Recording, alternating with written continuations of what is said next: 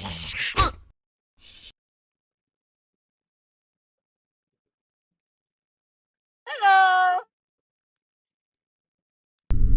Welcome everybody to this week's Countdown to Whirl. Thank you for joining us tonight. It's a very interesting time to do this, the usual stuff, and all that other good knowledge and things. So right now I'm still working on an opening sequence. Really good stuff there. I'm not going to tell you what happens, but you're going to like what I got in mind. Anyway, with that being said, I'll keep checking in with you, Ken. It's a little slow because I'm working on some other stuff. I got another con I got to go to in Tupelo, Mississippi for me and Bruce. Check it out. Good time. Bruce is doing something huge. All that and more tonight and everything. Cue to the opening.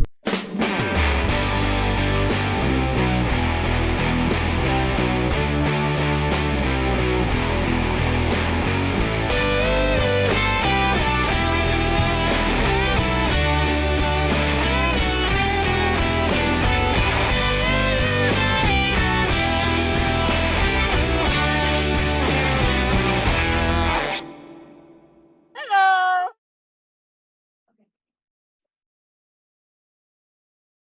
Welcome everyone to Season 5 of another nerdy talk show where we talk nerd.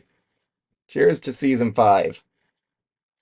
Let me just make sure that sounded good. Just want to make sure that's all good there. Cruiser, can you give me some sound text? I'm sorry? What? Wait. Who? Wait. Where? Why? How? Okay, it's working. It's working. Yeah, Good. We got some good audio. I want to make sure you don't sound like a fucking demon. It's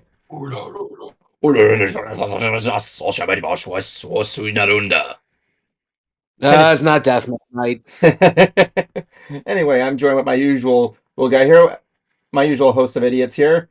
And by that I mean my best friends, the usual guys here. And would you look at that, guys? We got a little new setup going on here. Look at that below us. Look below. Look below, guys. Our names are below us. Except for Kuma, who somehow became the concert cruiser. Mine It's says because I turned the light up. What?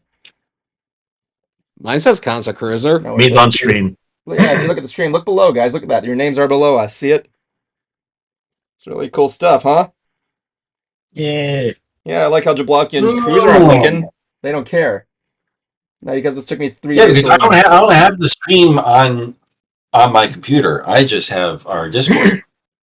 Well, he just means just look down. Look down, guys. It's below us. My Just feet. look down. Just pretend it's the first time you've seen your dick. What can I do with it? What do I do with it? What is this? You ever see that one scene in Congo where the guy wakes up and he has Hold on, Cruiser. We need to go to San Diego. Jacking it. There, There. you got it.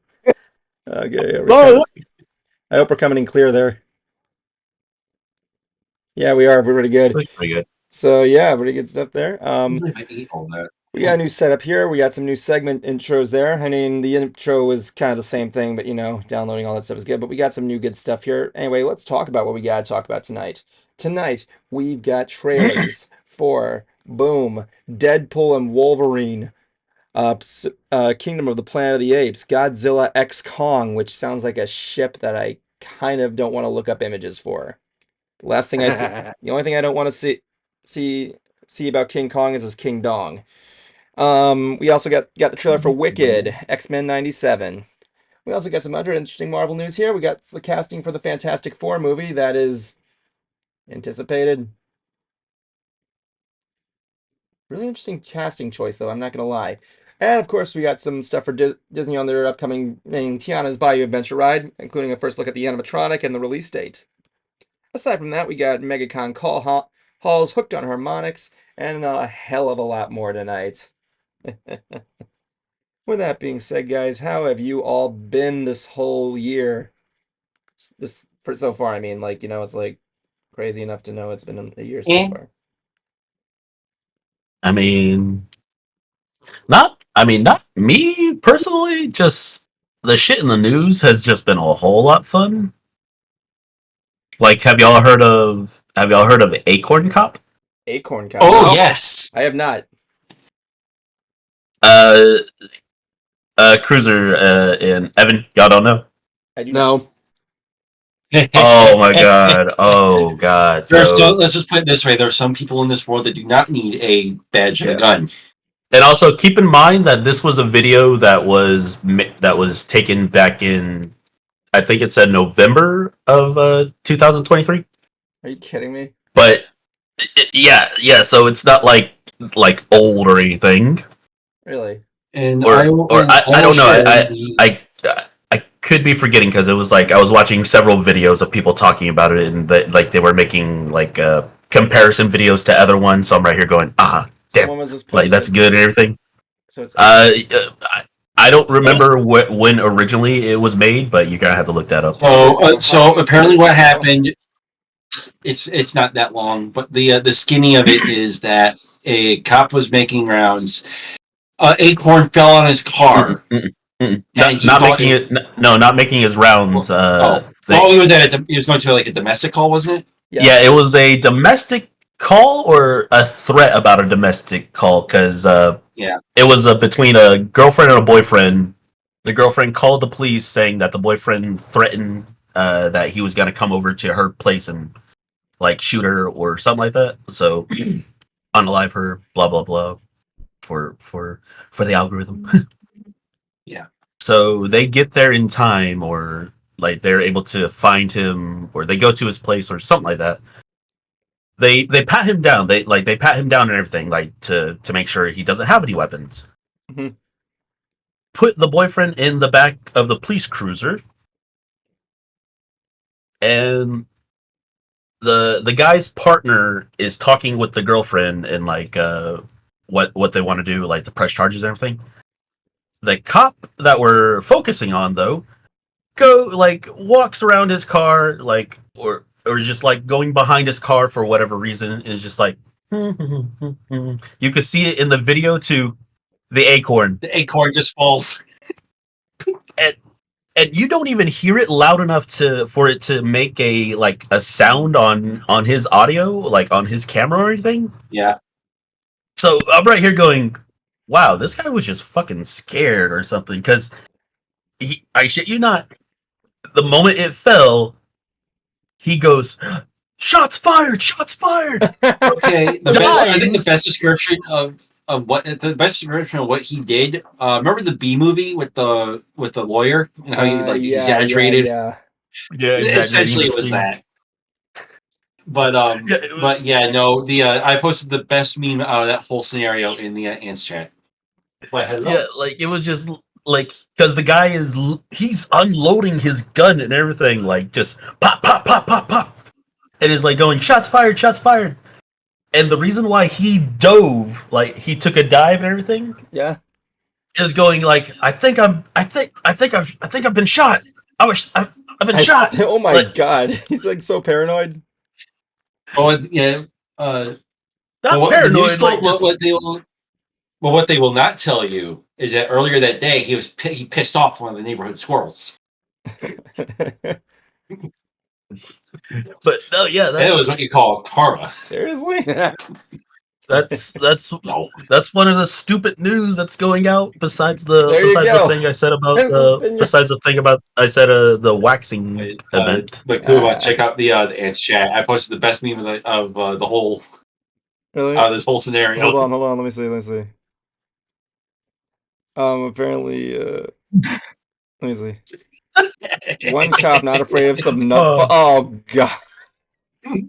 One cop not afraid of some nut falling on her. We get a picture of a smiling cop eating what I'm assuming is an omelet. It's a You don't know. You don't know. Cop. Yeah, you don't know. Anyway. That specific woman was All you need to know is choo choo. That specific woman was caught with 5 other cops. Yeah. I know the story. I know that story. She's freaking. Yeah. Yep. That's Wait, her. hold on. I don't know. She got her dream job working on trains. Anyway, let's move on to our first segment of the night. We got a new segment for you guys tonight, and that is where we begin talking about the trailers. Everybody, I give it to you, the trailer park. Cool. Oh my god, guys, look in the middle. Look at the middle. You see the middle here? Our background's changed. Our background's completely changed. You see that? Like, we got the whole background thing. I got the logo and everything. What do you think? Wasn't I just in my room? Yes, I know, right? Like, well, if your room was the ants logo, then I'm kind of concerned about where you are. So nice. Thank you, Jablonski, for that idea. So we had a lot of trailers released this week from the Super Bowl. I know, right? Good old Yeah. Super Bowl. Go sports. So a lot good, one Sports, bad. sports. One bad. Oh, I do not want to talk about twisters. I cannot. I don't know if I can go on my complete and utter rant about how much that trailer pissed me off. Hold on. Why? I want to put a pause. I want to put a pause real quick.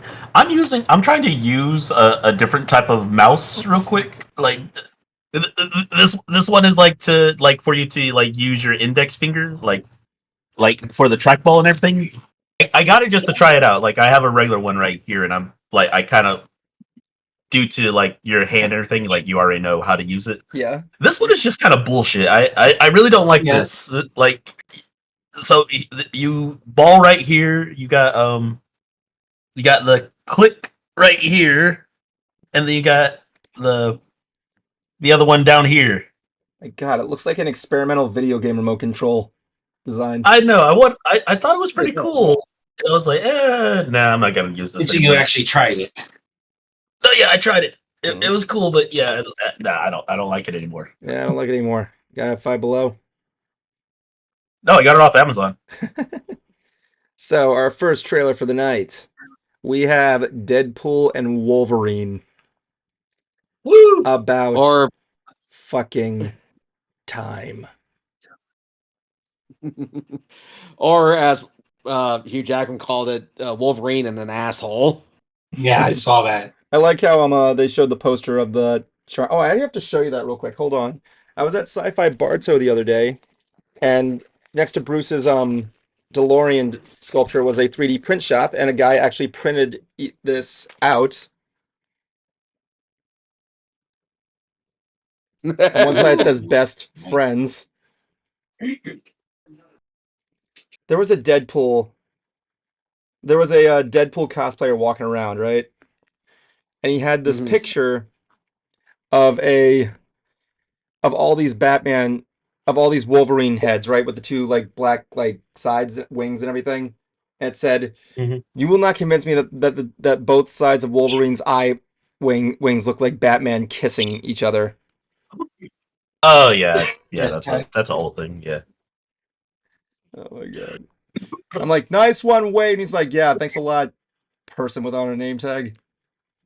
I'm like, I got somewhat semi-insulted by Deadpool. Anyway, but like one of the things that was, but yeah, this trailer, this has been hyped up for a while now. I remember they had the trailer. We see a lot of stuff there. Deadpool is finally entering the MCU, and will change history with Wolverine. That's pretty much how the premise is written on Wikipedia. Well, it's because he's MCU Jesus. I know. Well, he did beat out Passion of the Christ, so I'm kind of not gonna like argue with that logic. So far, I'm loving what I'm seeing. The only thing we didn't really get a glimpse of was the villain. They're speculating. They did show one character that everybody said looked like Doctor Doom, but I don't know if it is. Yeah, I'm talking about that one shot with like the. Doubtful we're seeing that. I'm sorry. I doubt we're gonna get Doctor Doom this soon. They need to hype out Doctor Doom. If they don't bring him into the Fantastic Four movie, then I don't know when. But apparently, within 24 hours, this became the most watched trailer of all time, beating out Spider-Man. And Nice. the poster, when the poster was posted on Ryan Reynolds' Facebook page, his caption for it was, "Wait till you see what the popcorn bucket looks like," and I'm betting you anything it's Deadpool's head. No, it's gonna have to be his ass. What did the movie theater really do that? Yeah. Yes. Yes. Have you not seen the Doom 2 popcorn bucket? Well, what was it? Wait, what was it? It's it's a sandworm coming out, and there's little tendrils on the inside. Oh, that thing! Yeah, it's a freaking popcorn flesh bucket or flesh Oh. bucket. No, Fleshlight bucket. no, guys, it's called a sandwussy.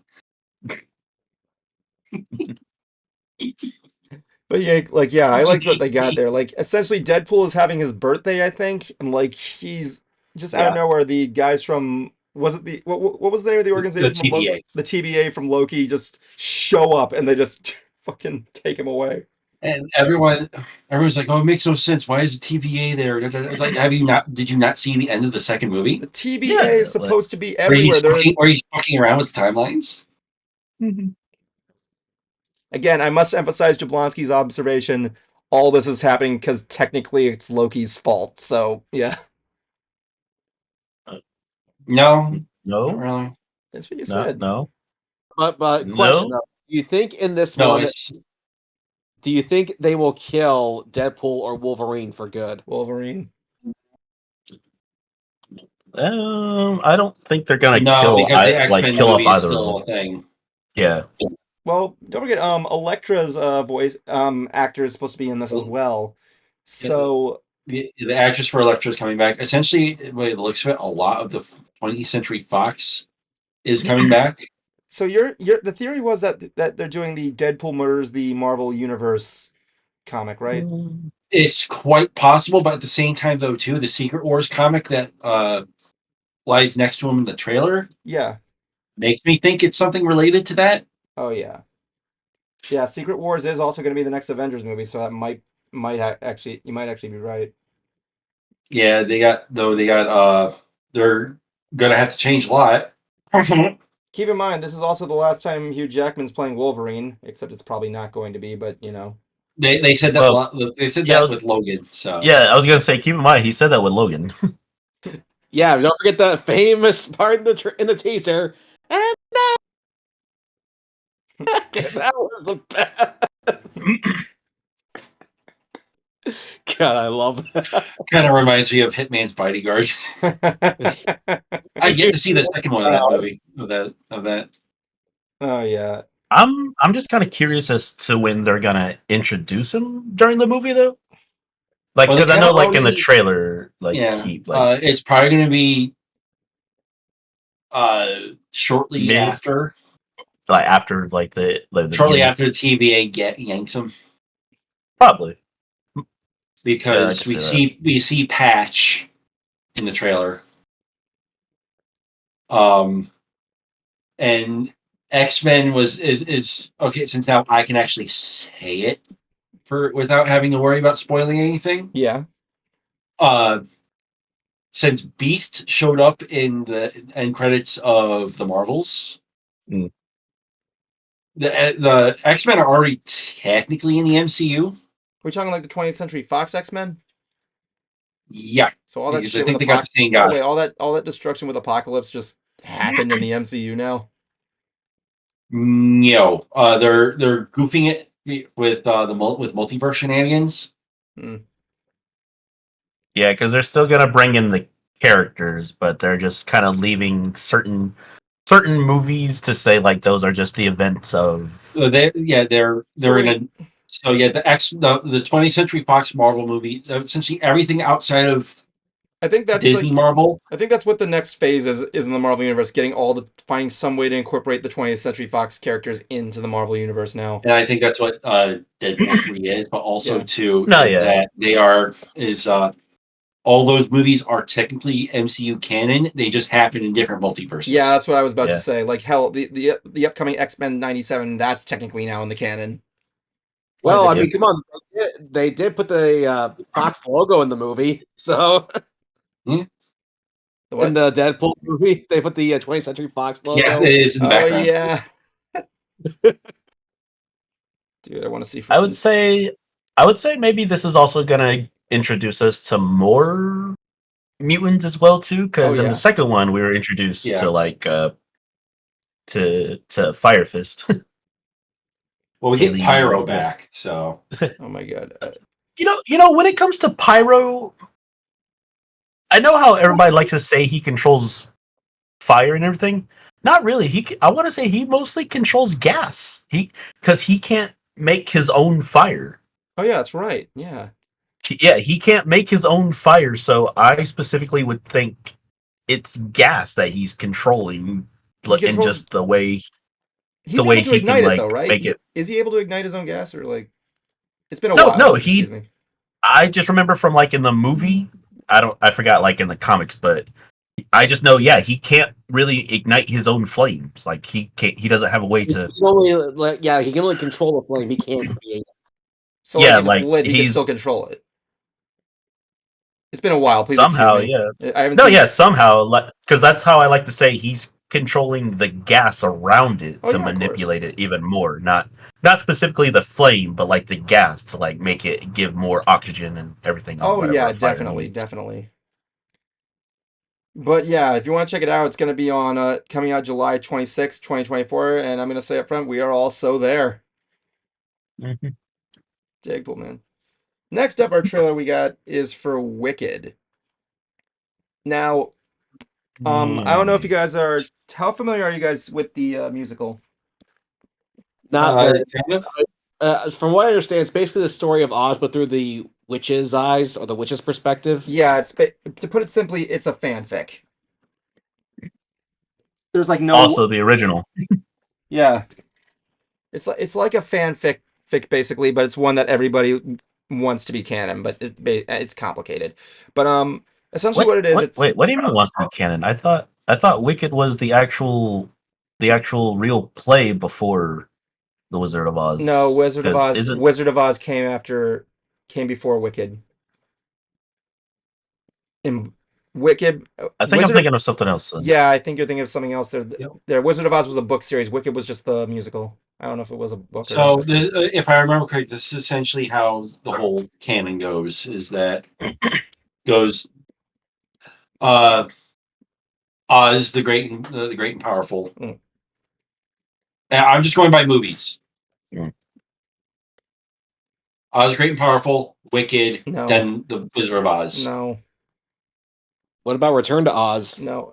Return to Oz. Well, if you let me explain, Wicked is like I said, it's a fan project that was written of telling the perspective from the Wicked Witch. Like you saw Oz the Great and Powerful. Unfortunately, I'm assuming, where it shows Mila Kunis as the witch. That Wicked's backstory is the Wicked Witch of the West, whose name is Elphaba or Elphaba. It goes either way. She is born green, and she's considered a freak to everybody around her. So she goes to this school called Shiz, which is where she meets Glinda. It's like an academy of magic, and she's trying to learn to find out who she is, where she belongs, and everything there. And she befriends Glinda. They go to Oz to meet the wizard. And essentially we'll get to learn all kinds of stuff, like who was the Wicked Witch of the North that had the ruby slippers? What was the purpose of the ruby slippers? Who was the Tin Man? Who was the Scarecrow? The Scarecrow's backstory especially is very, very disturbing, actually, if they do it in the movie. To put a little spoilers in there, he's a dead body of a guy who got lynched and was stuffed with hay. Someone's going to have that one song in the movie. What song? Defying Gravity? No, Taking Away to That Special Place, that blowjob place. Okay, that's funny. Now, anyway, so I have seen the musical. Very good musical. So I'm definitely interested in the film. I liked the looks that they gave Oz with the green and the but what really got me was how they were able to separate Elphaba with the world, having her green skin like separate her from everything else. I know that's a common film technique with makeup, but it really, really was sticking out in this one. Really kind of giving what she got, because she has the green skin. She wears all black. She doesn't have the witch's hat at first. It's given to her by Glinda. It's supposed to be like a prank at first, but she adapts to it. She's like, keep the hat. Why not? I like how when they show the Oz the Great and Powerful, his design is actually similar to the one in the stage play rather than just the projection of the original movie. Keep in mind, Wicked, this movie's going to be done in 2 parts. The second part takes place during the events of The Wizard of Oz. Like, what was the Wicked Witch doing when she wasn't on screen? Like, where was she that whole time? But, I liked what they got there with the makeup for Alphaba, who's going to be portrayed by Cynthia Erivo. I can't pronounce the last name. The only real character I'm concerned with is Jeff Goldblum as Oz the Great and Powerful. Oh, yes. So keep in mind, Oz finds way. Keep in mind, this is only my opinion. I know that this is a huge musical. That was the only other thing about this trailer that kind of got me. We didn't hear any of the musical numbers, at least not that I heard. At least, I'm actually surprised we didn't like get any tunes from the original musical. Honestly, I saw the musical. I think they're gonna hold off on that, and, for the movie specifically. Oh yeah, of course. Because I mean, many people didn't know the freaking Wonka movie was also gonna be a musical. True. I still haven't seen that yet. Yeah, I haven't either. I heard it's really good. But what I was gonna say was that but yeah, I know Jeff Goldblum has done a lot of theater there, and he has done some albums. He did a jazz album called the Capitol Studio Sessions, and he did a recent jazz album called Plays with Others. But I did hear him perform his jazz singing live. He is not good at singing, in my opinion, at least.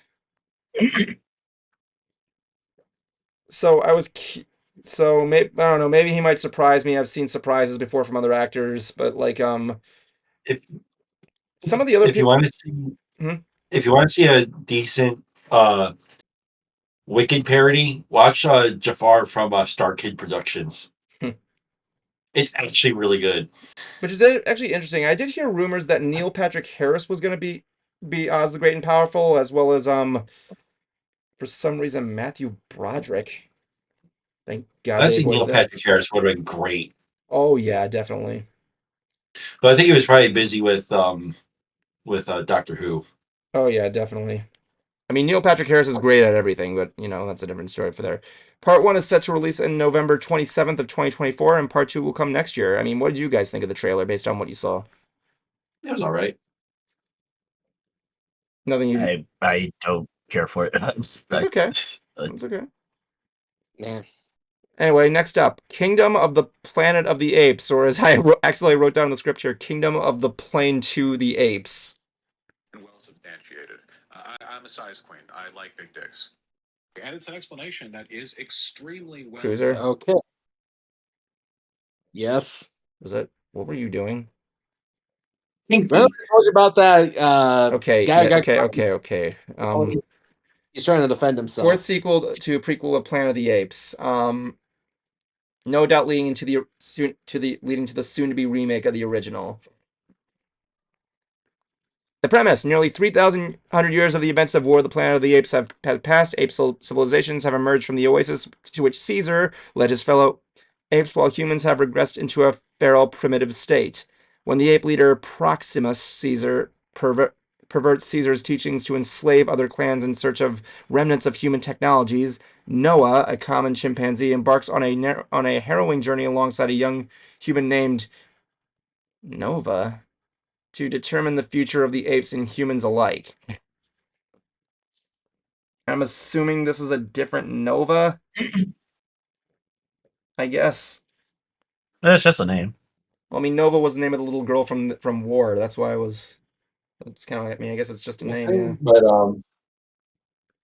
But no, okay. So I didn't see the full trailer until later on in the Super Bowl. I saw the stinger, and I actually like the stinger a lot more. What did you like about it the best? Just the whole repeat. Okay, so it repeats. What a beautiful day! What a beautiful day! What a beautiful day! Over and over, and you see like all these horrific scenes from the trailer itself. Yeah. With that, nice. I'm like, it makes me like it's just like, oh shit. Like, I like how the thing that got me most was just how much the world has gone to shit with this whole post-apocalyptic world. I liked seeing all. That's what I like about like post-apocalyptic worlds. I like seeing like technology like covered in vines, all the vegetation and everything, all the rusting. There's even one scene where he goes back to the original habitat that Caesar was thrown into. I know there's a specific theme for like this kind of a apocalyptic scene or event and all like that, because of how there could be like different versions of this one, because like there are people that are saying the idea that if you got rid of humans, the Earth takes over and shit like that. Oh yeah, of course. So but I just like that it's essentially this because of how long you're saying that it's gone on for and everything. Yeah, 300 So years. we're seeing the progress of the Earth, like just coming back and becoming lush again as well too. Oh yeah. Than from the other movies of how we're obviously still in a city and everything, but now we're no longer in cities. We're like in remnants of cities. I don't think there was I don't think it took place in a city in the last one. It was mainly just fields and land, from what I remember. Yeah, but didn't he have to? Didn't he have to go? I thought they were at like. They weren't. I thought the place was like in a city, like or next to a city, because like they were at a testing lab, weren't they? I think that was a camp. That wasn't, from what I remember. It's been a while since I've seen it. It was like an internment camp, kind of like a like concentration Auschwitz kind of. I think I might be thinking of the second movie then, because I know that's the second and the first. I know they have like all the camps and everything of like tribes already. But yeah, I like seeing the humans in the primitive state as well, how they're finally like devolved backwards. I know. I like how how you put like how we're devolved. It's just we're just we just lost the privilege of certain shit, and now we just think we're animals again. Well, the explanation behind that is because of a disease, right? Like there was a disease that went around that kind of like devolved us a little bit. They do explain the de-evolution in the last movie. I think it was like there's a virus or something. This will be coming out on May 10th, 2024. I'm looking forward to seeing the next chapter. Really am, considering how really good the last one was. From another thing that I'm seeing on the trailer is that I think it might be like a divided thing as well too, where there's another group that's trying to. Oh yeah, I actually wrote that down. Some of the apes are trying to evolve while others see human technology that was like involved in their past in their previous enslavement to be a threat to them. Oh yeah, that's why they're hunting the other humans. Oh yeah, of course. Anyway, next, what? So I thought someone else said something. No. Next up, Godzilla x Kong: The Fallen Kingdom. My favorite ship. The sequel to the remake of Godzilla vs. King Kong is here and around the corner. Honestly, it seems like only yesterday that last one was released on HBO. And no one really won. I mean, if you want to get technical, Godzilla technically kicked Kong's ass, and they just worked together in the end. It's still not a. I mean, I kind of would give it to Godzilla because without Godzilla did take him down, dude. Without that axe and everything, kill him. That's what I was looking for. Godzilla just basically looked at him and said, get the fuck back up, and I kick your ass. You could defeat someone without killing them, right? Yeah, dude. There's more. Like that. Okay, when there was Aliens versus Predator, there was a definitive winner. Jason versus Freddy, there still was a definitive winner, left on a cliffhanger, but still we know who won round one. This. We saw Godzilla. Yeah, Godzilla what are you talking about? We saw King Kong go down first. Oh, I'm saying kill the fucker. That's when I know you'll win. So does this mean? So what you're saying is basically Kong didn't win in the original. Now, what I'm saying is I want to see one of them die. That's when I know who won. Then make a fan fiction video about it or something. Hell, do your own shit. If you want to be more specific, dude, then if you want to go into it, and then just say, Kong, Godzilla, run round. Say you want a death battle. If you want to go there, hey, Phoenix Nexus, how you doing? We're talking about you want a death battle. The one where you could fight someone and still defeat them without being like off with his head. Cruiser claims that Godzilla did not win against Kong just because he didn't kill him. Give me a definitive winner. Okay, who won against Gaston versus Beast? We know who won that. Well, yeah, because he killed him, but like friggin' that doesn't mean Because like, that's obvious, dude. It's It's obvious when we see that. But we saw Godzilla freaking lay down. Oh my! Like when you we have saw like him lay when you have a down. wrestling match and the other wrestler doesn't kill the other guy, does that mean he won? Didn't lose? Yeah, then? like Wrestling. This is Cruiser- wrestling. Is not Cruiser- movie. okay. What about in MMA? What about in MMA? Whenever they're Cruiser- just beating the shit out of them, Cruiser, are you upset that they don't kill him right there? Cruiser, let me just put it this way: you got me agreeing with Kuma right now. What does that have to do with anything, dude? That's a stupid statement you just made. Yeah, just because like someone has to die to ultimately mean like they win and that they lose and if I play everything. you in rock paper scissors, and I beat you, does that mean I defeated you? Does that mean I killed you? Like, did I throw a rock at your head? What the fuck? You're actually comparing a children's game to a fictional movie. Cruiser, I mean, you're comparing other animated characters to this movie. Time out. Okay, we're gonna bring a caller in here. Okay, we got Phoenix Nexus on the call screen. Really want to? No. Like seriously, you want to say like you want to actually bring someone in just so they can mock me live on a stream? No. We're not gonna have you get mocked on the stream. We're gonna have a tiebreaker. So I'm gonna bring you in here. Riot Nexus, welcome to Ants. Hello. Hello. Hey. Okay, I can hear your debate right now. And it's not just fictional anymore. You cannot just debate on like rock, paper, scissors anymore. It's just they have their own perspective. I can agree with Kuma and Evan about this, but you cannot just you can't agree on like based on popularity or you're the main character. We weren't. No, we weren't. Yeah, we weren't. That had nothing to do with what we were talking about. Godzilla beat Kong in the last one, or at the very least, if you want to be specific, we're just stating you don't have to kill your opponent to say that you win. Yeah, that's true. Yeah, it doesn't matter anymore. It doesn't matter. You have to based on many rounds. Either they're weak or you're the strongest one or anything. It doesn't mean you have to kill. I can hear your debate about between Gaston and Beast, but technically Beast doesn't know Gaston. To be fair, it so doesn't really have anything to do with it. The Beast killed Gaston and he defeated him, but he just killed him. yeah, but that essentially is killing, not really defeating. Well, it's defeating, but it's like a form of it. No, that's straight up killing. That's just straight up killing. That's not defeating. If you say you defeated an army, that just means it's destroying.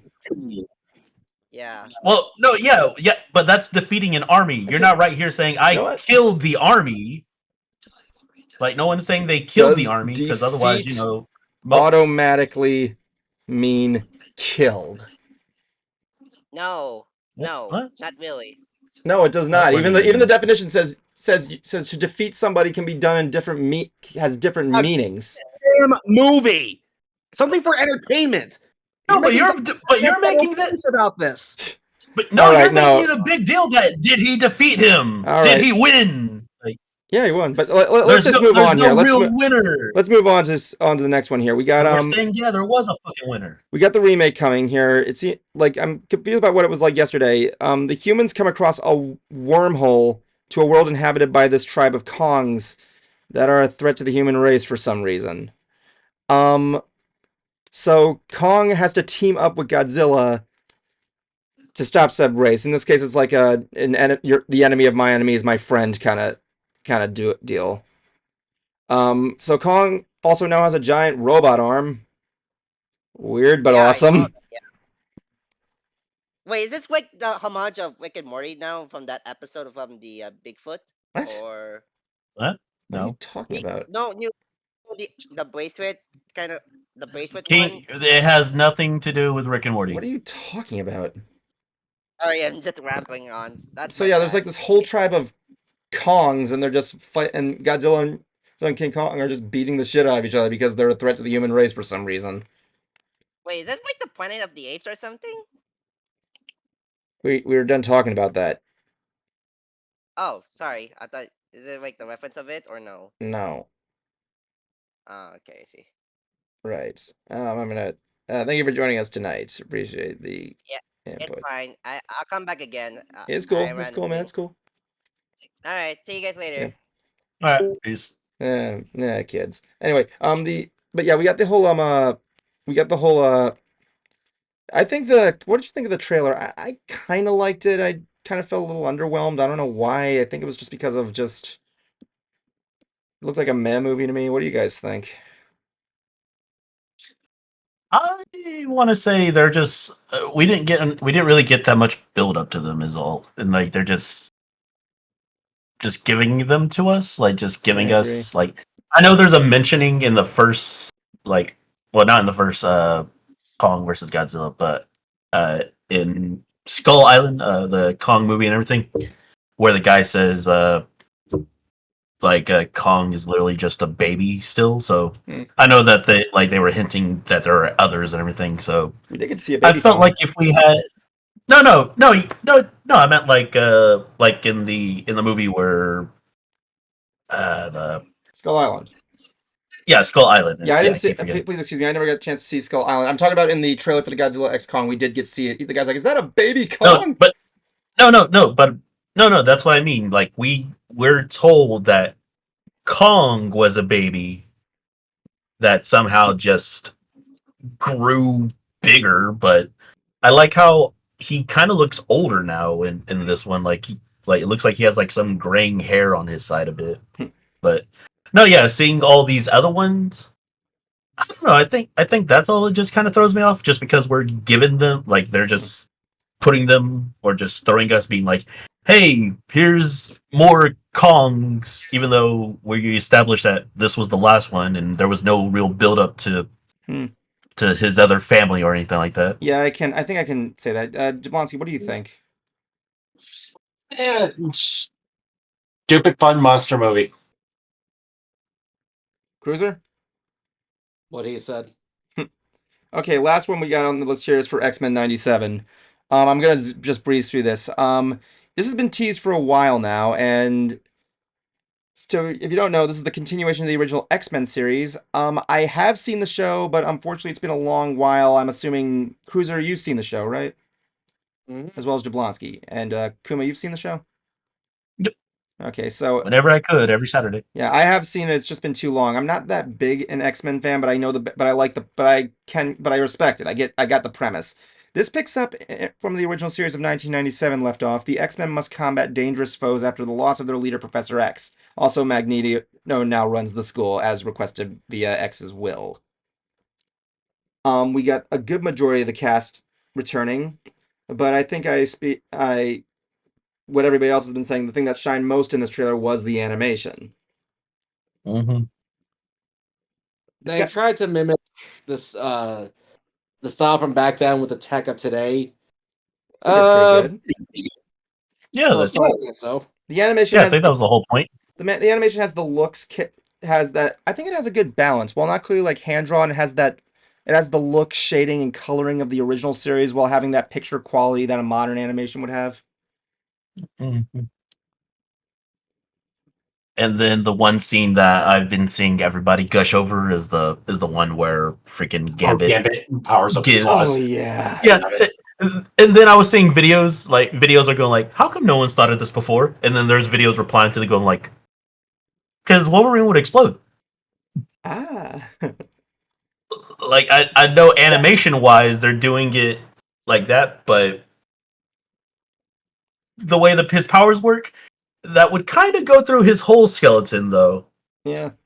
Not just his claws, because his claws are essentially still his bones. That's right.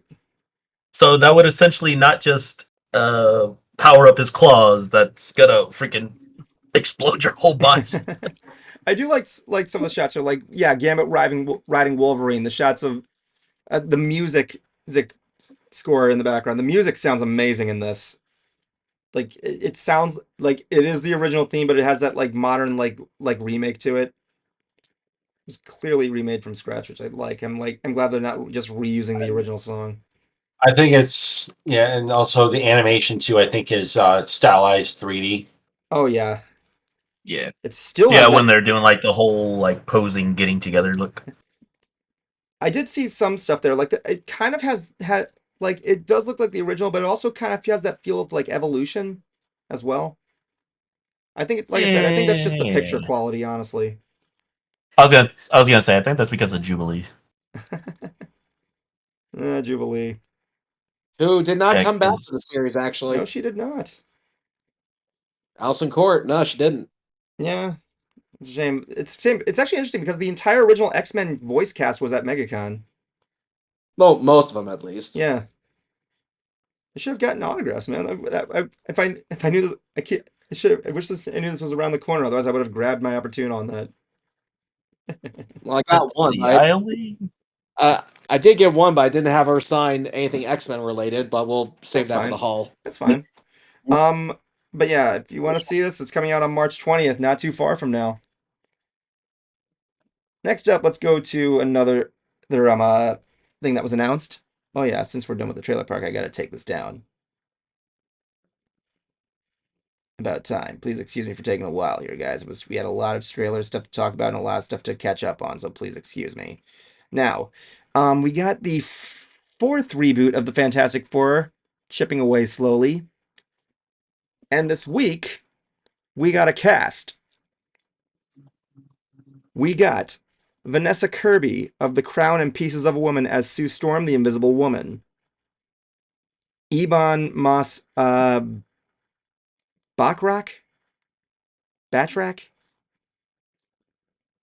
Yeah, the guy from The Bear, who will be taking the role of the Thing, Ben Grimm. This one is one of my favorites here. Joseph Quinn from Stranger Things, the guy who plays Eddie, as Johnny Storm, the Human Torch. Hmm.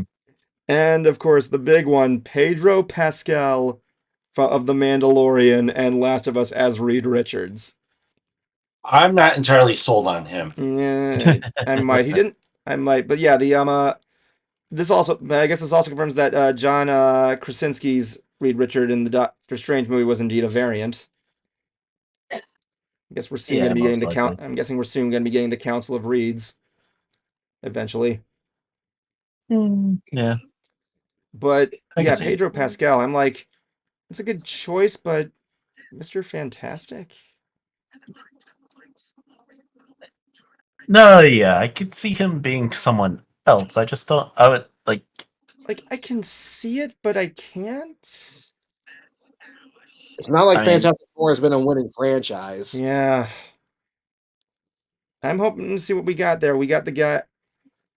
Like, Yeah, but I just know how the character kind of is, and the way Pedro Pascal is.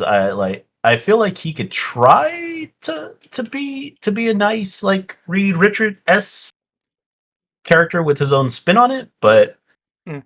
I don't know. I feel like he could play someone else so much better. I will say I do like how they advertise this on Valentine's Day with the poster that looks like it's from the goddamn like 1960s. Yeah, the official poster was released on Valentine's Day. Let me see if I can bring it up here for you guys. See if I can just bring that up for the people, for the kids to see. If you notice in this poster though, in the bottom corner they got Herbie. Oh yeah. Yeah, who actually, if you don't know, actually had a cameo in the original in Rise of the Silver Surfer.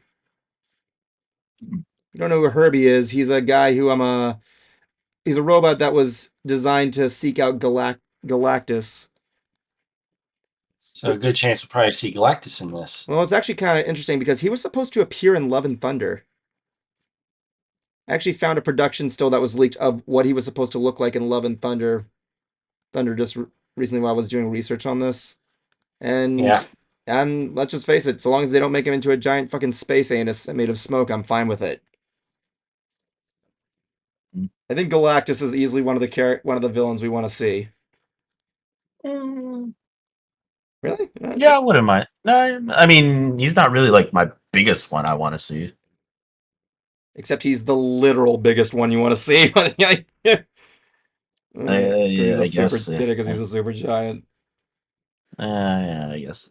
I don't know. I'm expecting that in a world where we look back at the Fantastic Four movies and realizing the Corman version is pretty much the best one. Well, and I'm looking forward to seeing what spin they can do on this one with a fourth try. I It's mean, just that also the other thing that's hard to do is just that they don't really have like a decent rogues gallery of their own. yeah, Like besides Doctor Doom, I can't really think of any other specific villain that they fight. yeah, they're the most one associated with Doctor Doom. That's kind of going to be a huge thing there, and as Jablonski pointed there, incorporating Doctor Doom is going to be a big ordeal, considering how important Yeah, how legit yeah, of a because villain he is. I've always like even in cartoons, I've always seen the Fantastic Four as always like a sidekick group to help others almost. True. Because it's like Spider-Man and the Fantastic Four, or Basically, someone. half the time people usually go to the Fantastic Four for help. You could throw in, I No, guess, yeah, some of but the no, other, that's what I mean. That's all they're gonna be used for. I mean, maybe they could do something in there. Maybe they might throw in the, like Kang in there again. But since they do fight him a couple of times, and considering how they're building him up, is like I could see him throwing in there. Well, they're probably going to get rid of him. So True. Or different look at least. Yeah. I mean, there's also Puppet Master. They could put him against Puppet Master. That'd be pretty cool. Yeah. Or Namor. They fought Namor, didn't they? Or Namor? Namor. I know. I call him Namor? Namor. Please excuse me. Namor would be pretty good. I The Submariner. They've already introduced him. I think they fought him, but I don't know if he's like a consistent. I mean, villain they've to already them. introduced him. Yeah, but he's also not really like a villain, or he's an on and off again villain kind of idea. Let me see who else they fought here. You got Beyonder, Diablo, Wizard, the Frightful Four. Who the fuck is that? Never heard of them. Who's the Frightful Four? Is that like an anti version? Maybe it's the porn parody. Yes, because the name Frightful Four really makes my dick go hard. That's better than Fantastic Foreskin. Of course, you would know. You would know. Hey, Wait. you're the one who watched it. I'm a snob. David, he has never reviewed that. Not the point. The point is you've heard weirder porn titles. Oh yeah, I've seen him when he reviewed the Tugrats. Mole Man. Was disturbing. Let's see. We got Mole Man. We got who else did he fight here? Namor, Puppet Master. Yeah, I'm getting a lot of stuff here. Yeah, and some of them like aren't really like big time. True. Like really, like the Beyonder. The Impossible. Beyonder is really like a cosmic entity as well too. So Well, that's something I liked about like original Marvel movies. They took some of like the lesser villains, and were able to give them some spotlight. Like when Iron Man 2 came out, I had no idea who Whiplash was. Mhm. So I could, if they want to bring a lesser villain in, that'd be pretty cool. No, yeah, it's just also going to be hard to do that because I'm looking at this one that's just called Wizard, and he's one of their underrated villains. So it'd be cool if they brought him back, but due to the whole magic stuff and everything, it'd just be like, is he an evil Doctor Strange? Anyway, let's move on to this last piece of news. But I'm looking forward to seeing what they're going to come up with. So, in this last piece of news is theme park news. I apologize if I'm taking this news from you, Cruiser.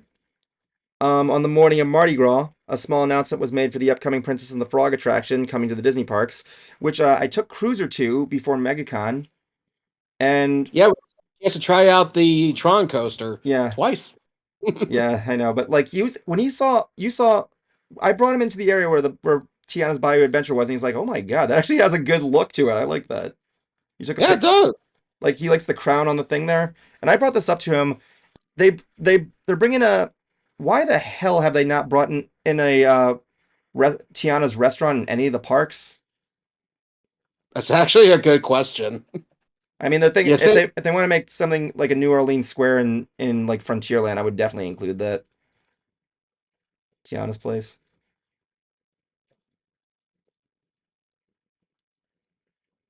I mean, I'm still really curious to see how the ride's going to turn out, but yeah, because honestly, I actually thought the idea of turning Splash Mountain into Princess of the Frog was actually a good idea. We did get a preview of one of the animatronics. Mhm. Like the animatronic for Tiana looks incredible. With the she put it simply, she has like one of those looks of like the Belle from the Beauty and Beast ride in like Tokyo Disneyland, where it has like it's no projection, it's all practical. Practical. It has good. It's able to emote with its facial expressions. It's pretty legit, kind of like what you saw in like the Frozen ride. Mhm. Yeah. Yeah, it's really looking good. The release date was also announced. It's going to be in 2024. We're assuming it's most likely going to be summer. Thank God, because Yeah. the heat's going to be crazy. What I am expecting in this ride is I'm not expecting a lot of animatronics because like a lot of people don't know this. If you guys have been on Splash Mountain, right? Of course. No. No, actually. Really? Yeah. Have you Right. seen I like didn't. Growing up, I did not like water well, the rides. thing with Splash Mountain is from what I've learned from the guys in the maintenance, it was not an easy ride to keep up and running. Like there are hundreds of animatronics on there. They were driving everybody nuts with maintenance and everything like that because like some of the stuff was new, some of the stuff was old, all that other stuff. So I'm not expecting them to throw in too many animatronics in this one. Well, I feel Honestly. like that's a given though, Yeah. because they're constantly moving and working all the time. Yeah, So yeah, of course they would require maintenance a lot. true. And especially when you're in a ride that involves water, I'm pretty sure it would work. It would need a lot of Yeah. maintenance as well. Mm-hmm. I mean, yeah. Like the thing like one of the things that was that I heard there's only going to be like 4 or 5, which I'm kind of cool like because like animatronics in my opinion like I can't say they're overrated but not underrated. Like I you mean, it depends on depend on what they're needed for and the way they look. Because yeah, I can agree I with still that. think I still think the animatronic that was in uh the Avatar ride, not the Flight of Passage, the other one. I thought that one looked fantastic. Oh yeah, my dad said her voice recordings and her movements they it goes on like a half-hour loop. But yeah, the priestess is easily one of the best animatronics Disney has ever come up with. Like no I contest. like the way that they're doing all their animatronics and everything is going pretty well. Because I besides the Tiana one, I like the one that they had of Duke Weaselton, Oh yeah. where it's like him pushing out a cart, Mhm. and he's literally connected to the whole thing, but it's him, like we see him pushing out the cart, Yeah, jumping onto it. true. And hey, Like I like how they're doing all that. and Cruiser, say what we will about the Slinky Dog ride. The animatronic of Wheezy at the end is really good. I don't remember that. Yeah, he's like he sings "You Have a Friend in Me" at the end of the Slinky Dog ride. It's actually a pretty legitimately good animatronic. God, I don't remember that at all. I can see why it's not that good a ride, or at least not for our age. Even your dad said it's not a good ride. Like you do 2 launches and you're done. Yep, that's an argument for another day with Slinky Dog. But like, I'm looking forward to seeing what they got in here. I'm looking to see some good modernized version of it. And hey, let's just face it, most people really care about that drop at the end. They better. I'm hoping they put friends on the other side right before the drop. It's like Honestly, I got friends on the other side. I'd be actually kind of interested in that because they have not teased Facilier. Who I just re Well, I, Yeah, he hasn't been well, teased at I all think yet. it's because this is like, isn't this supposed to be like a little bit after some of the events of that? It's I think I haven't really heard much of the storyline. Because I know, like, based off the characters, like in their designs, like I assume that's like a bit somewhat further True, ahead. maybe. Then again, you look at other rides like yeah, other rides they kind of sneak in villains that there. I mean, like look at the Tron ride. It's supposed to take place after Tron 2, but for some reason Rinsler is still alive. So I could see them like using his voice, like like if they actually got Keith David to like do some extra voice lines or Oh something, yeah, definitely. or just using any of the old like lines from the movie and everything I would love. as like he's a spirit haunting the bayou kind of Yeah, that's thing. what I was thinking they were gonna do because with considering how cool his like villain song is, they gotta incorporate some visuals from that. I would love to see them incorporate visuals like that. Imagine going up that climb and seeing like going up kind of like, for lack of a better description, like you know how when you go up the Incredible Hulk tube, you see like all the lights on the side and all the projections and all that stuff. Imagine going up the climbing the Splash Mountain ride and you see like friggin' voodoo new visuals on there and everything like that. There's a Like small you see Facilier's theory. shadow climbing up there next to you or something. Yeah, there's a small theory that is saying that Mama the witch doctor. Oh yeah, of course.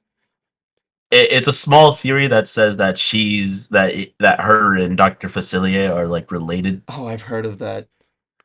Yeah, like it could be something like that as well too. Like she's right there, like as you're getting on the ride, Tiana is just right there introducing, saying like, "Hi, welcome to my bayou," or something like this. Around here, you might see something like this or like that, or maybe my friend the crocodile or whatever. But and then as we're closer in, this is when we see Mama June, or Yeah, I forgot her name, but yeah, of course. just coming up right there and being like, now then, there's a evil spirit that's going around the bayou causing trouble, and it's just like you could be Dr. Facilier's voice or something.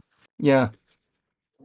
Like well, I'm looking forward to seeing what they're. I'm looking for some good old entertainment at least. I'm expecting some visuals. I'm expecting a good atmosphere. I'm expecting some good stuff. And I'm looking forward to it. I really am. Cruiser is looking forward to it. I'm looking forward to it. Jablonski's looking forward to it. I don't think he really cares, but you know. Yeah, I will admit the animatronic looks great. Oh yeah, it really looks great and smooth. But we'll see what happens. It's coming out this summer. Maybe I can see if I can get you, Kuma. Maybe you and Crew. If I can get like some multi tickets there for a preview, I can get you and Kuma in there.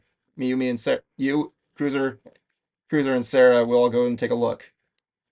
If I can get up to at least 4 people, at least. But I'll think about yeah. Anyway, with that said, we're gonna take a break here and go to our our segment of Hooked on Harmonics, where we're finally gonna be able to get to see our new opening. Cruiser, are you all set? But I'm kidding. Yes, I am. You're an asshole.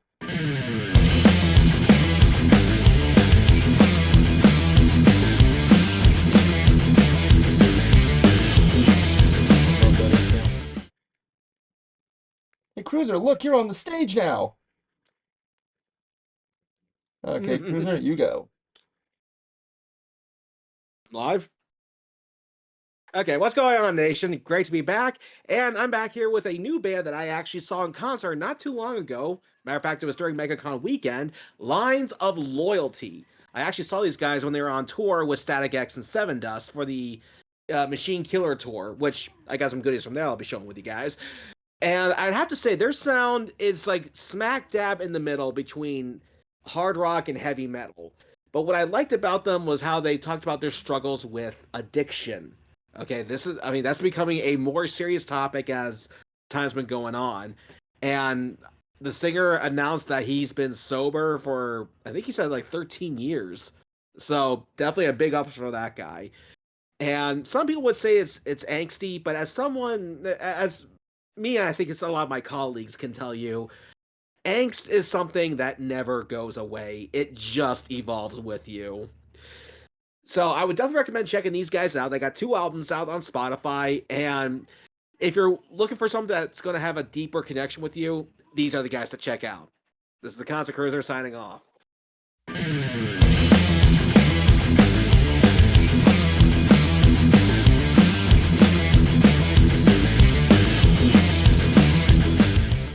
All right, thank you. I hope you like that new opening, by the way. I made that myself. I'm hoping you think I nailed that. I gotta find a way to somehow incorporate that in a new Hoof Rock opening. Yeah. I may know a way, but we'll save that. I'll find a way to make you play it, you know. I gotta make you play one of those weird like X neck guitars. Is that what they call them? Where the guitar necks are like crossed? Not like a not like a double head, like a twin double head or whatever it's called guitar. I'm talking about guitars that are like this. Oh, jeez. There's only one guy I've seen who plays those. That's Michelangelo Badio. I was gonna like where it's like crossed like this. Yeah. No, not to be confused with Kyle Gass, who was able to play that one thing from the Pick of Destiny song. That's exactly what it was modeled after, his guitars. Really? Michelangelo Badio, he plays guitars like those. He's actually got a quad guitar that has 2 6 strings up here and 2 7 strings down here. Okay, And you kind of like just twist around. there was this guitar. It's like a 16 head guitar that was played by one of those guys from Yes, and it took like 4 guys to operate it. I don't know if you ever seen that. The 16 head. Was it a 16 head? Let me see. Let me see. 16 head guitar. I joined now. Um, maybe it wasn't 16 heads. It might have been like 5 heads or something like that. It was one, but I remember it being was a like a 140 video of a guy from Yes playing one of them. So it's been a while here. We've done a lot of con stuff. I went to a con. Cruiser went to a con. Jablonski went to a con. Kuma didn't go to a con. But I'm sure he did something.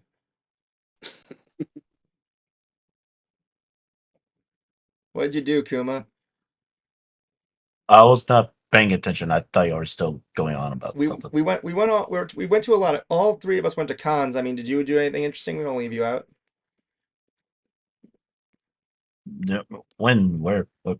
You didn't like What? go to any What? you didn't like do anything cool lately or anything like that? When? What? When? What? In the past year, year of our break. In the last 2 months. I mean, um, no, I mean, no. Really? I mean, not really. No. I mean, Okay. just do what y'all were do All what right, y'all are all doing. right. I So wasn't paying attention because I thought you were doing your own thing. we got our haul here of the stuff we got at MegaCon. I'm gonna go with me and Cruiser going first. So I'm gonna start you off here. One of the items I got here from the last day was this Iron Man glove. This cost me $100. I gotta get the light charge for it, but I should be able to like use the ion blaster really good or whatever it is. Is it ion blaster or like what does he shoot? I keep forgetting. Energy like whatever. Jablonski. Yeah. What does he shoot? What does Man shoot from his hands? Was it like Proton? I proton? don't know. That was like proton things. I know what the term is, but it's tip of my tongue. I forgot what it is. Point is, I got an Iron Man hand now. I just gotta charge it. I'm actually getting into like more electronic work, so I'm trying to see if I can get this thing to like have a better LED blast until I get the charging cord for it. What do you think? Well, that wouldn't be bad. I think it would be cool. Cruiser, what do you think of my hand? Lube it up. Of course you would say that. The moment I said that, I'm like, he's going to make a sex joke. I would know by that point. I would know by that point. Fingers are a little bit crazy, but I think it's because my glove's too small. My hand's too small for the glove. I used to have the Infinity Gauntlet next to my window, and anybody who passed by would see this. That's not Disney appropriate, Evan. No, it is really because we've had a lot of middle fingers in most of the Marvel movies. So yeah, mainly Star-Lord. My favorite one is when he puts the bomb on Thanos, jumps through the portal, boom. I do know that was Star-Lord when he in the first movie when he brings up Oh that yeah, he's little like, orb.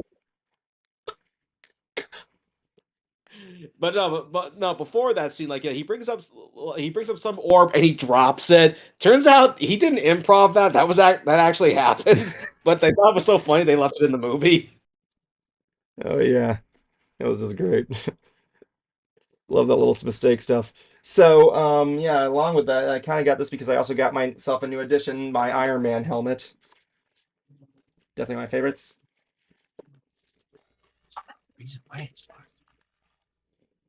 Didn't even know it did that. Nice. Now he needs the rest of the costume. That'll be the day. But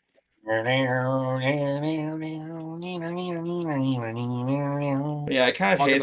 I kind of hate. That's the only thing I hate about this is when you move it up there, you gotta like put it up here now instead of like having the animatronics to it. Because there was one guy who was selling the masks on there where he says Jarvis, open my hatch, and it like opens it up. The thing comes down also, which is pretty cool. And again, like most Marvel Legends and Series Black things there, the inner details are amazing. You can't really see it well, but like you can see some of the patterns in there, all the good stuff. Love it. Love it. So I think this is the Mark V, I believe. I don't think it is. This is probably like Mark II. Regardless, I like it. I think it does the job. Let's see what. But yeah, I thought it was a good purchase there. It was only like $120. Aside from that, I also got the premium package gifts, including this cool lithograph of Superman and Wonder Woman. Da, da, da, da. Oh, damn it. Pretty cool, huh? Was you reacting to it, Jablonski? No, it's something else, but nice. Yeah, it really is. I like these lithographs over here. And I pointed this out last time. Last year they did a comic that was a complete recreation of the original Action Comics 1. Like all the ads are in there, all the old graphics are in there and everything. It's basically the original Superman story. This time we got a reprint of Detective Comics number 27. The first comic to feature Batman. And those were con exclusives, right? Yeah, they're con exclusives, Fan Expo, and there's different variants of the cover. I don't want to open this thing. I don't know why. I know it's probably not worth a lot, but like I don't want to open it. Maybe I'll ask my girlfriend. Maybe I can open hers because I want to see what it is. Aside from that, I also got this cool Tron light cycle metal print. Put in the light there, it has that cool like 3D effect. Is it one of those like 3D like motion things that? No, it's not like that. It's like this one is kind of 3D, but it involves lighting. You have to light it in like a certain way to make it work. It's kind of hard to describe. It's like really cool. I like it though. It's made of metal. Got it for like $25. And of course, Cruiser and I got a lot of things there. I have to bring my camera mobile for this one, but let me just put this here. I'm gonna put it there, but I got Johnny Young Bosch to sign my Lelouch helmet. He has a very interesting signature. Yeah, I apologize if you guys can't see it. I have to like use my It's like a line. everybody's signature is unique, my friend. Now I just gotta get him signed. I want to get like another autograph from him of him in the Black Power Ranger suit, and I just want him to write one thing with that autograph. One quote composed of 3 words. Thank you. Bruce figured it out too. Just right there. I'm a frog. The one you kissed to make a handsome prince. I'm like, bullshit, lady. Give me I'm still a fucking frog. Apparently, his band made a song that's just called "I'm a Frog." Oh, his band's still together? I don't know, but like, one thing he said is apparently that scene was improvised. When he's originally like the line was supposed to be like, was like, "You're the frog, fast, swift, and something else," and like Johnny's like, I've caught frogs in my backyard. They're not that fast. Come on. Oh, Johnny. Johnny, why do you cease to impress me? That's why we got a photo with him. Yeah, buddy. I got a photo with Johnny Young Boss dressed as Tron. Nice. And And I'm wearing the shirt that I got at the concert. oh my god. Oh yeah. Also, I got the autographs of Anthony Daniels, C3PO himself. I went up to him saying, "Dude, I know you're a C3PO, but I'm just gonna put up front here. Here, you were amazing as Legolas in Lord of the Rings Ralph Bakshi movie. A very underrated movie, in my opinion." We also got Dom Bluth with the signature authenticated.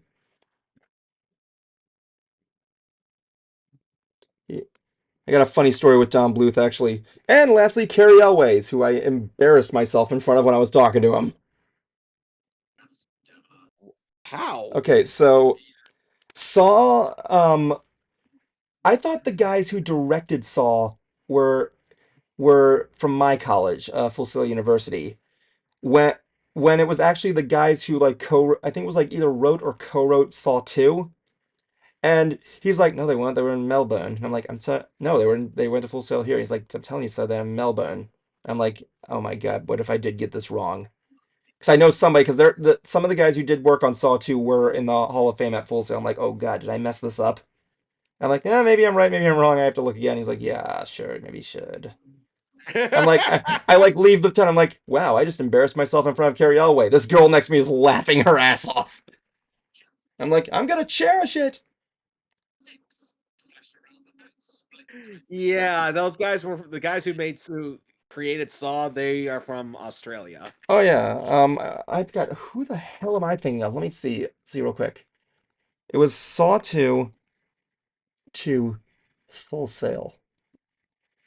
Let's see here. Who's the guy from Full Sail? Darren Lynn Bousman, who was the director of Saw 2, Saw 3, and Saw IV, which I'm assuming is Saw 5. So I was right, just I got the wrong movie. Okay, and Johnny's band is no longer together. Dang it, I like that song. What else does this guy direct? Avatar? He did what else did he do? He did Spiral. He did Oh, never mind. That's the name. 11 Devil's Carnival, the Barons, Allure of Avatar, Cow's Blood. He did he directed the music video for Static X's So as well. Yeah. He also did he also got Forget to Remember by Mudvayne. Apparently he did Forget to Remember. Yeah, by Forget to Mudvayne. Yeah. He did the music he directed the music video for that. The guy from Full Sail you're talking about. Yeah, he also wrote and directed the Fight Like a Girl by Emil Autumn. Holy shit, this guy did a lot of work. Holy crap, I gotta see if I can get this guy on here. This guy's pretty cool stuff. Anyway, next up, let's go to Cruisers Hall. We should have made this into a segment, the Con Hall. Cruiser, you're up. You didn't get any more signed things, Evan? I thought you got more. No, I was just those 4. I only get enough money for 4. I usually try and limit them. Yeah, because I got a lot. So anyway, Okay, look. I know you brought an entire wagon to MegaCon. Ballpark it. And he's gonna ballpark it in song. With music being backed by Jablonski. Give him a beat, Jablonski.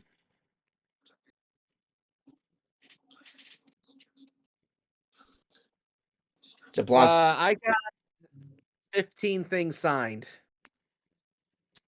So we start out with number 1, the very first one that I got. I got Alison Court, who was Lydia Dietz in the Beetlejuice cartoon. Even had it right, Beetlejuice. And apparently she even did some show where she sat on some big comfy couch and there's like some puppet there with her. Yeah. Not familiar with it. Yeah, I'd be more familiar if it involved clowns. Let's see here. And I was also surprised to see the Power Rangers were there. Yeah. Or at least some of them. I've met Austin St. John, the Red Ranger, before. I got Red Ranger signatures, but I never got a Gold Ranger signature. Oh yeah, I'm starting to get into Power Rangers, by the way. Just started to get into that stuff. Thank you, Linkara. I'm with Evan. Thank you, Linkara. No, but one thing though is that we actually ended up having a really interesting discussion. There was a video of him floating around where he answered some fans' panel question of what was the most cringeworthy line he ever had to say. Oh boy, it's this story. And, Go on. yeah, basically he had to. He goes, I begged the director not to do it. I said, dear sweet baby Jesus, don't make me say this. He had to look at some villain and go, you're going down, clown.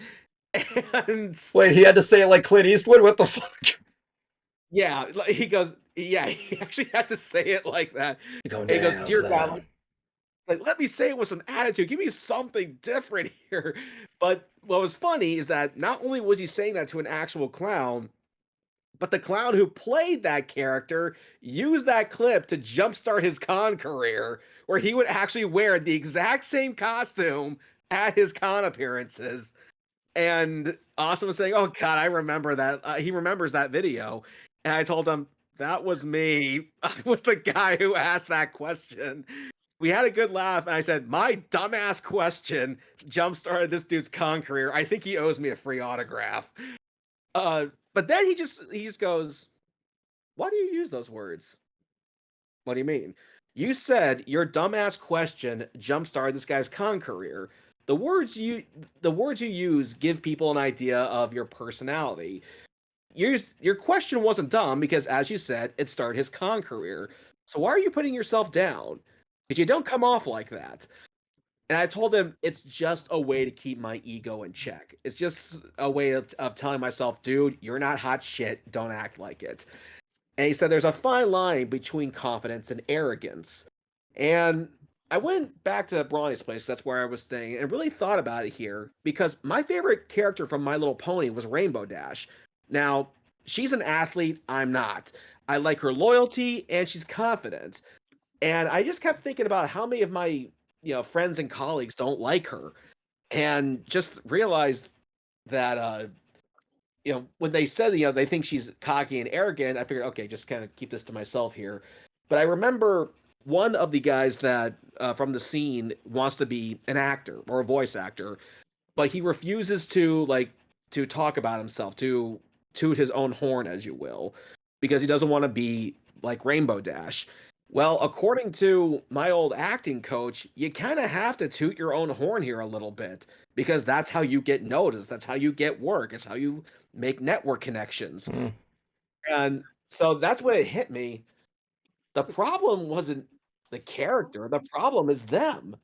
They don't have any confidence in what they do.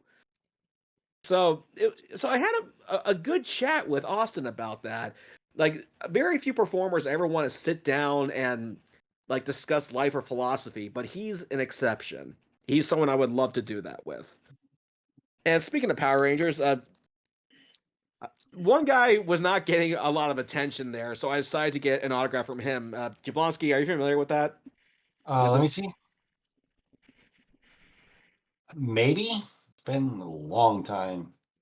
Let's see. Michael Copen, Lucas, the Blue Time Force Ranger. Oh, Blue Time Force. Okay. Oh, I just familiar recently with that listened to watched Cars retrospective Time Force. Yeah, this is actually pretty cool pin. It's got him like jumping out of a tower. Yeah, the clock tower. And he even signed it. So, and yes, Evan was not kidding. I was hauling around a giant wagon. You'll see why in a minute. I was afraid. Everybody was concerned. I'm not even kidding. Why? What did you think was going to happen? We're expecting you next year to come by with like a tractor trailer. Come on. That's cute. You think I have that much money? Yeah, you'd have a There bus. was an LP comic artist that was there. Had her sign my 2 issues. Let's see here. The cast from Back to the Future was there, and I made sure to have Biff sign my Universal poster. Kind of hard to see there, but there we go. Got to add him to the little lineup. Let's see, and this was something that I got for Christmas, the Action Bible. It's basically the Bible in graphic novel form. And Oh, yeah. the artist or the creator of this was actually there, so I decided to bring it and have him sign it. I have a signed Bible. That was oh yeah, that's right. I Now, brought that up. finally get a Bible signed by Jesus himself. Oh yeah, that's right. Friggin' my dad brought that up as well. He's like, why didn't you get Don Bluth to sign your poster for Universal? He didn't make this poster. Yeah, but he was involved with the opening. Andrew Stonecipher made this poster. No. You're getting it signed by celebrities who who were involved in the original Universal attractions. Yeah, which one did he do for this? I think he wasn't Fievel's Playland like an opening like one of the opening attractions? No, Five came later. Oh, he did? Yeah. Okay, I guess we were mistaken. Could have sworn he had Okay. But let's see here. Moving on. Yeah, we did meet Bosch. I had him sign this group photo. All I need is just David Yost and Karen. I can't remember her last name, but the blue and yellow ranger. Cool. Yeah, from what I understand, there is a way to actually erase like personalizations on these things. I decided to give it a shot, and it actually just kind of smears it a little bit and becomes faded. I mean, you could probably just cut off that corner and it'll be fine. Yeah. If anything, what really just had me concerned was this little bulge right here, because that's where there's actual damage. I want to see if there was a way to take care of that. Anyway, go on. Anyway, let's see here. Okie dokie, Dr. Jones, on to your potatoes. Short Yeah, round. I hear he has a good sense of humor about that. Yeah, you'll notice I'm holding an everything bagel because that's from Everything and Everywhere All at I Once. can't see it. You have to move it upwards. Right there, dude. What? I'm holding the bagel. Did you friggin'... Yeah, you should have got him to sign the bagel. Like I had that kind of money. I was broke by this point. Would you have got him, if you had the money, would you get him to sign the bagel? No. Even if you put in like an airtight type box, you wouldn't get him to sign that bagel. No. You know why? Why? I ate it. I ate can't- the bagel. Yep, you gotta keep it away. If he if he did that, he said, "Evan, I want you to keep this away from me." I'm like, "What?" I'd be like, "Why?" Because I'm a fat man. You got the food. Come on. You put 2 and 2 together. But here's the crazy thing though. He didn't see the bagel until we started leaving. Yeah. And I didn't I haven't even seen the movie yet, but someone was in the line going, "Who wants an everything bagel?" And Raul, who's in the photo as well, tells me the story behind it in the movie. So I decided, okay, I'll just take one to hold in the photo. And as we're leaving, he goes like, "Oh my god, you brought an everything bagel!" That was fun. Yeah. Anyway, go on. Okay. Next up, we have Lucius Malfoy, Isaac Jacobs. I thought you already got him, didn't you? No. That's No. a badass picture. Yeah.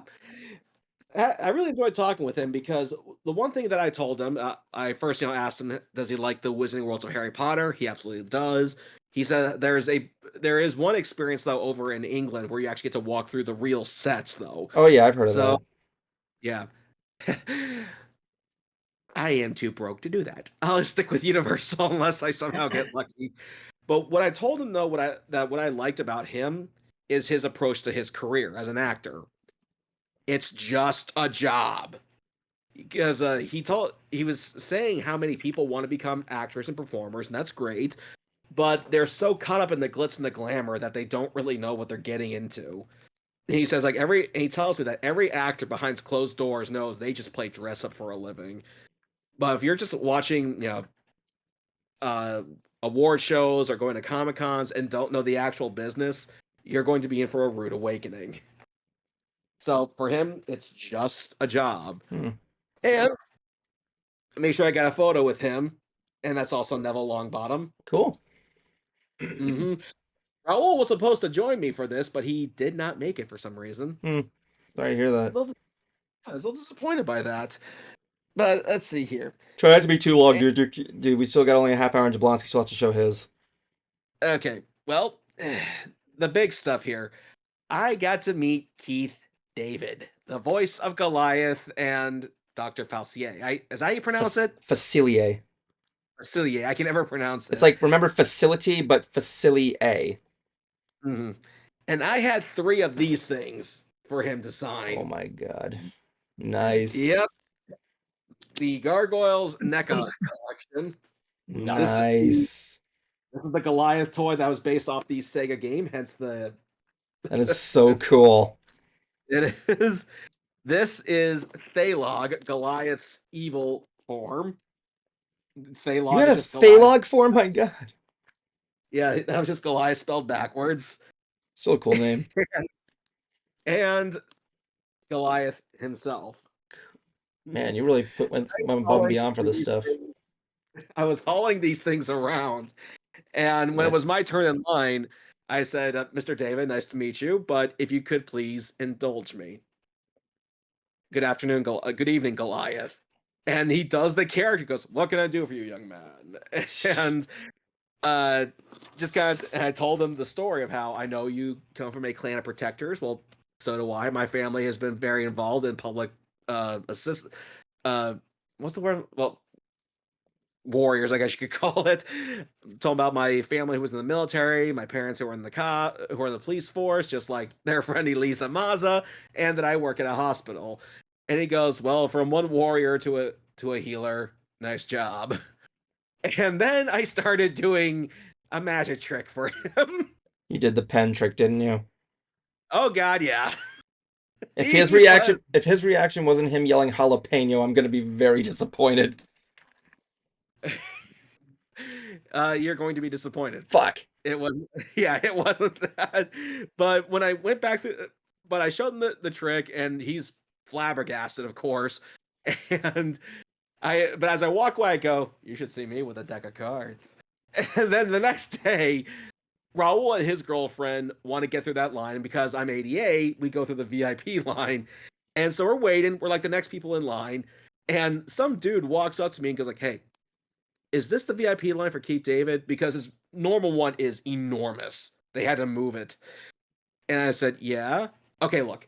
Me and my friend here want to get something signed by him. If we each give you $20, can you take our items through and get it signed?" "Sure." And so I got back there with a deck of cards, showed him some more tricks, and again, he's shocked. He wants to know how to do them. And I said, "I'll tell you for that signed photo of Goliath." And Sick. All right, dude. Seriously, ballpark the other ones, please. okay, yeah, this is the last one here, at least from the con. This is Bronx. Nice. Yeah, Frank Welker.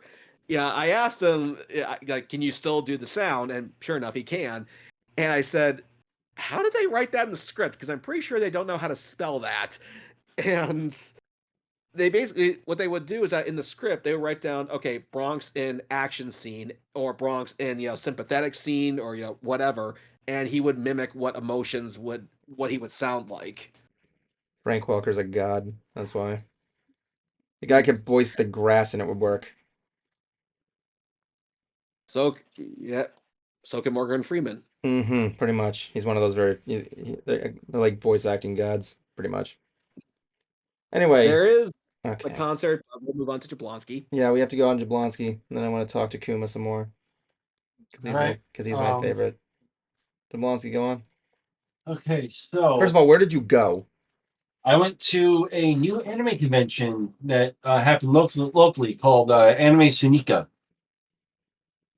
and it's a anime Asian food festival Uh-huh. and sneaker convention.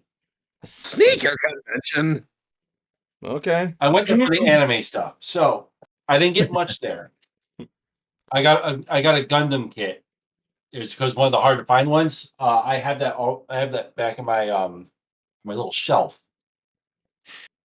However, some stuff I got with me is every year a stand called Pecos Pete's.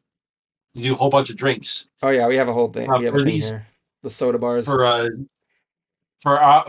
each year for the conventions for this specific area, they release a special mug that you can get. And for Bell County Comic Con, I get one each year in like tradition. I get one for Anime Sunika. Cool. Evan's And this is pink. So yeah, I got to get one of those again. I did that once at a con. $40, but if you go for the whole weekend, you get unlimited refills. Kuma, didn't you do that at MegaCon? The soda fountains. One time. Wow, Pete. Yeah. Oh, I think I did. I think I've done them several times before. I think you did, and I think you're the one who introduced me to it. I think one year. I could be wrong, but And think it was you. I prefer. Yes. I prefer it from their tap because they have it where you could get them in a can now, but Huh. doesn't I really love taste the the same. lemonade at mine. Like it's the best Oh, really? lemonade I've had. Believe it or not, there's I, So I like anyway, the black cherry one that they have, but well, the can one is just yeah. I don't know why. that's what we should do. Well, Do yes, with you, I can Kuma. There's print a this soda bar. myself. There's actually a soda bar in Orlando. Mm. Oh, you got one of those, Johns? I don't Yep. like mini sodas. Well, yes, I can print one myself, but my printer apparently hates dragons. So now this one is How to print your dragon. specifically cool because of the wings. Wow, how to print your dragon like that. Nah, that's pretty cool. My printer hates dragon eggs too. Apparently, I'm Yeah, trying to Sarah print the has one of top part those. it.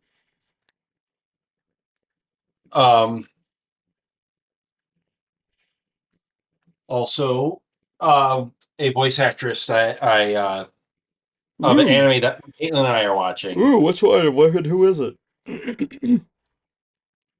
Melody Rodak, otherwise known as the voice of FRIGGEN. Whoa, really? Oh yeah, nice.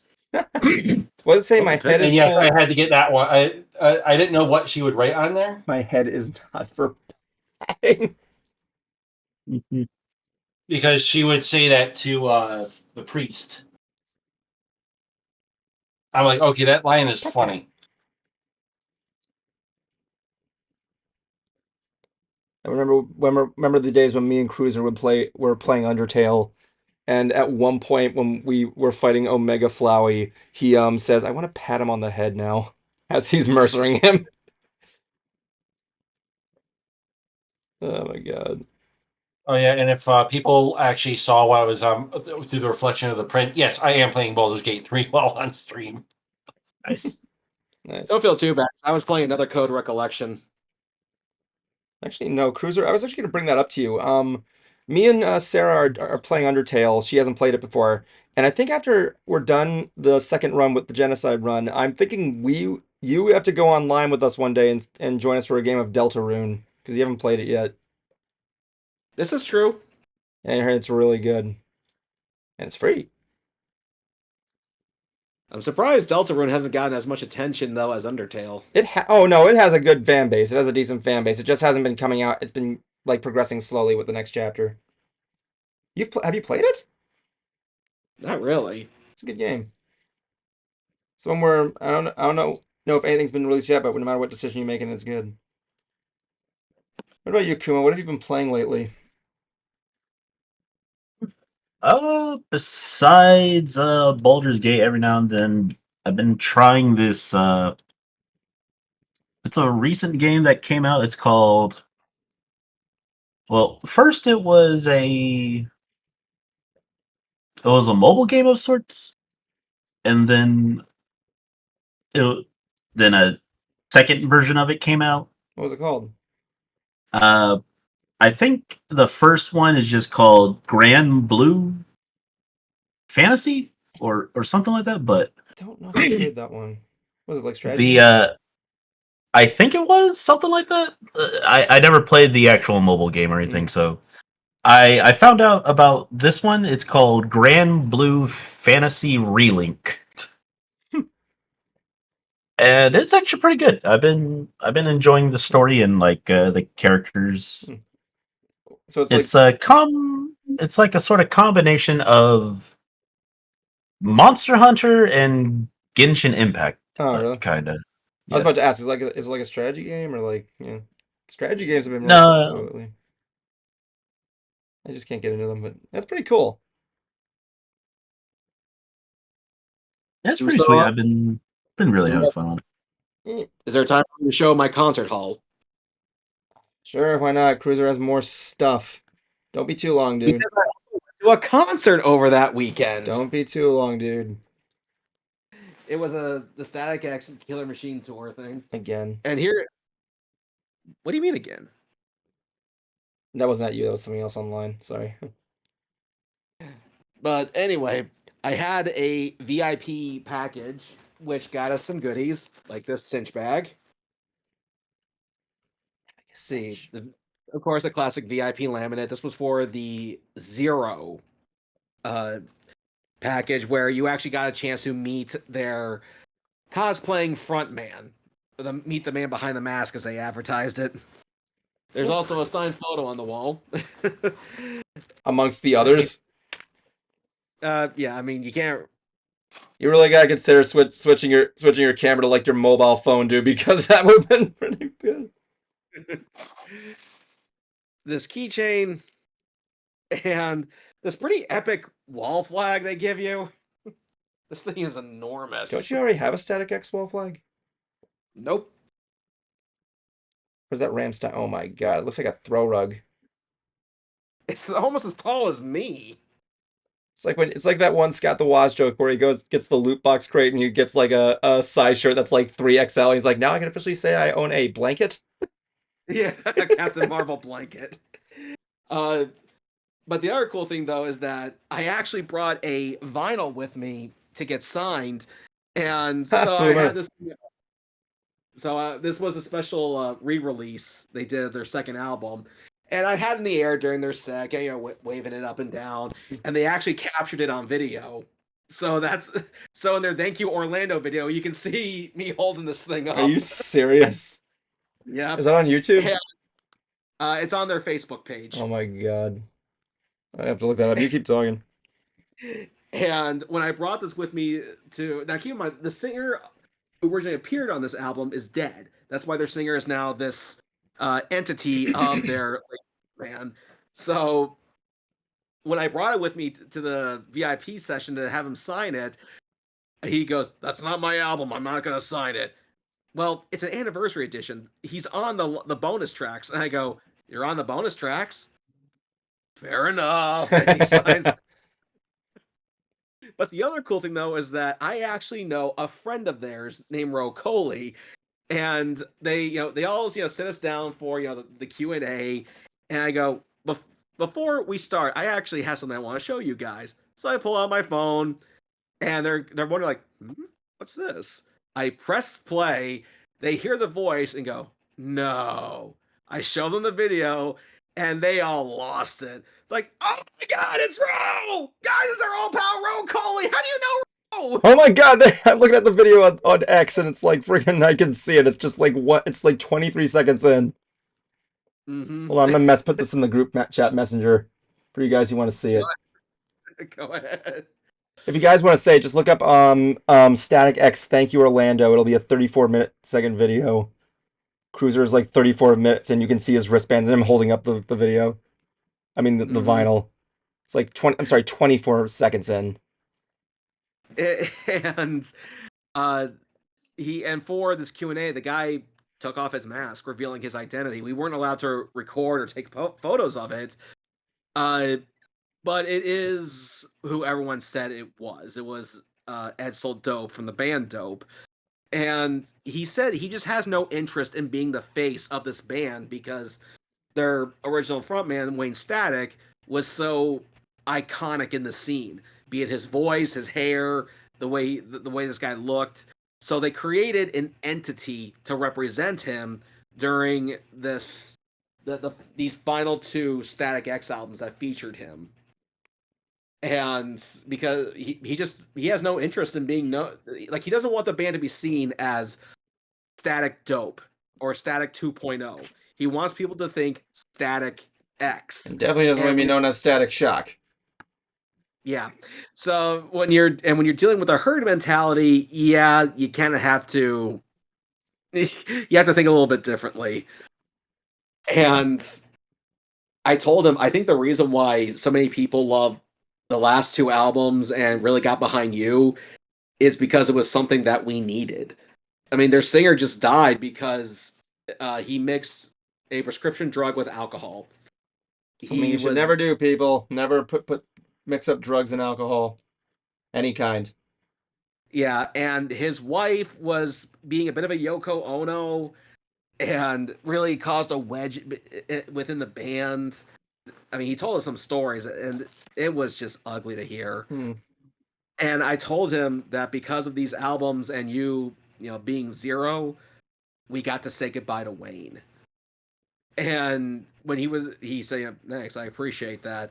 And when he was telling these stories, you can tell he was getting emotional, like not sobbing, but you can definitely see his eyes were getting wet because this was his dear friend, Hmm.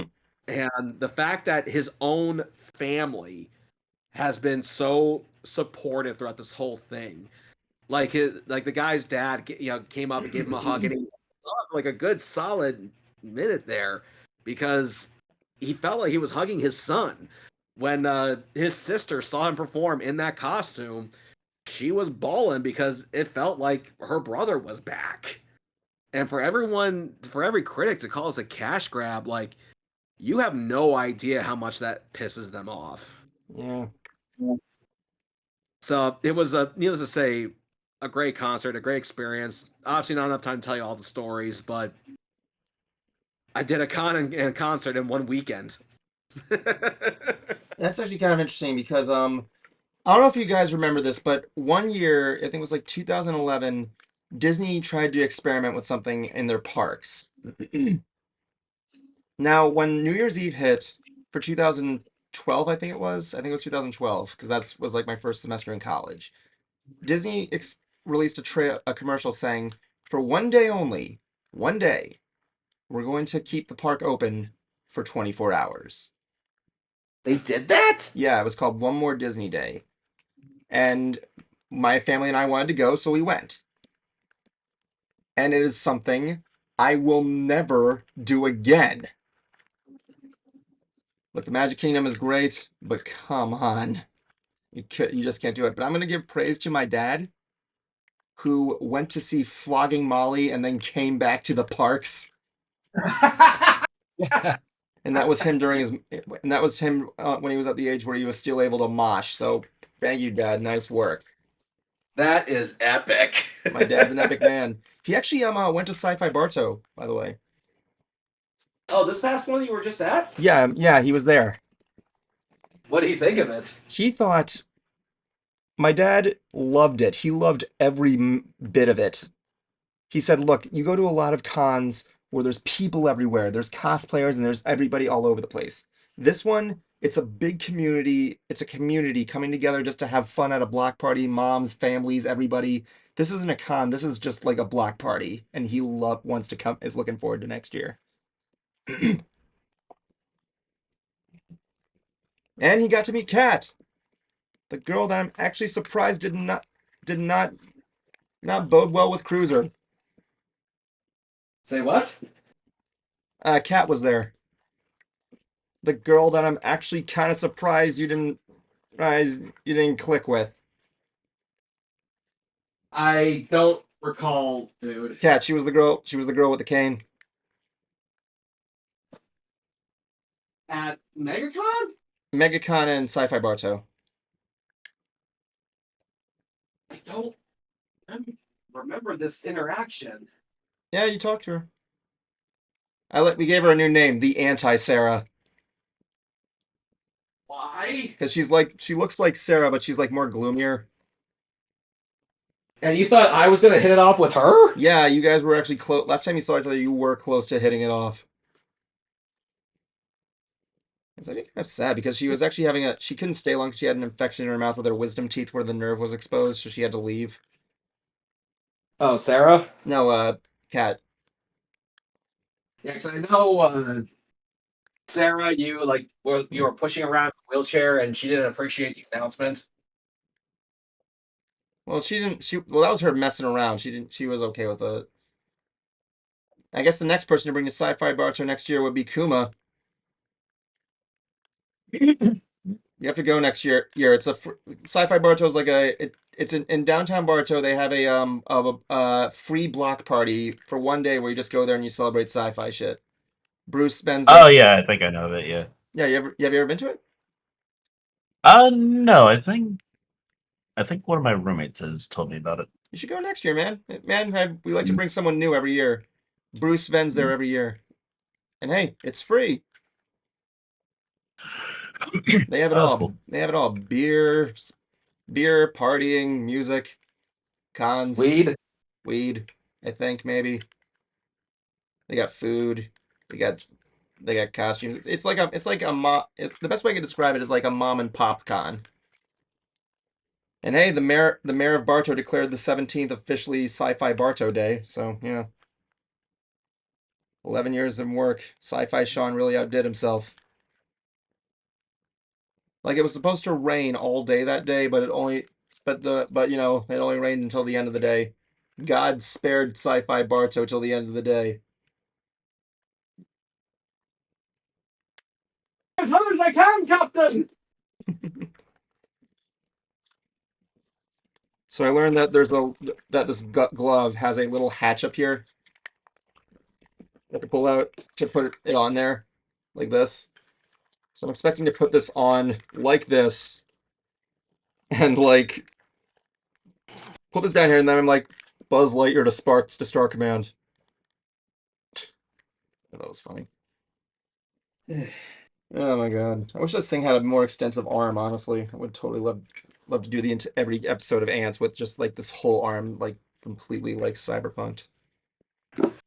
Honestly. There we go. That's the one thing about Sci-Fi Bartow that kind of disappointed. Although I will say, this year at Sci-Fi Bartow, it was disappointing. Why is that? Well, last year it was extended to 3 blocks with a lot of stuff to do. I'm gonna put a blame that the rain probably got rid of people, scared some people away. But this one, it was just a block and a quarter. That was it. I felt like I was going to the past Sci-Fi Bartows where it was just the 1 block, but no, last year it was like 3 blocks, taking all that stuff there, and now it's just a straight block, like the original. I'm like, what happened there? Regardless, I'm just glad my dad still had fun. It wasn't bad, it was just kind of underwhelming. And you're trying to convince Kuma to go? Yeah, I think we'd have a good time. I mean, You just undersold it, dude. What? You just made it sound depressing. Well, this year's was, but it doesn't mean next year's will be. And Cruiser, let me put it this way, okay? Again, this was my father's first Sci-Fi Bartow, and he thought it was freaking awesome. He said he's gonna bring Barbara next year. Right? She didn't. Yeah, she was working, I think, or she might have had some stuff to take care of, I think. But yeah. But yeah, Jablonski, you gotta go to, I don't know if did you go down to Sci-Fi Bartow when you were living here?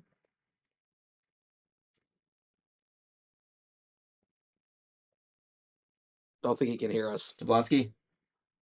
Hmm? Did you do Sci-Fi Bartow while you were living here? No, You didn't? no. Why not? Why not, Jablonski? Why did Because I didn't know about it until then. Yeah? Well, I knew about it all the time. I knew about it when it was the Final 5. Okay, I'm really... Evan finally beat us to the punch. Of course I did. Yeah, he Only did. to give you guys the best Final 5 thing I've ever made. No, it's...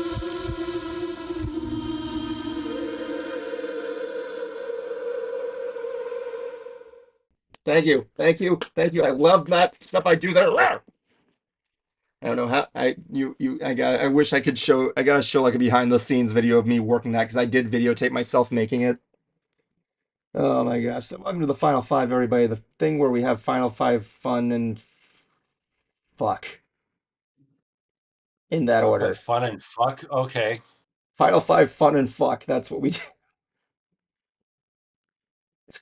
It's Jablonski's favorite part of the stream.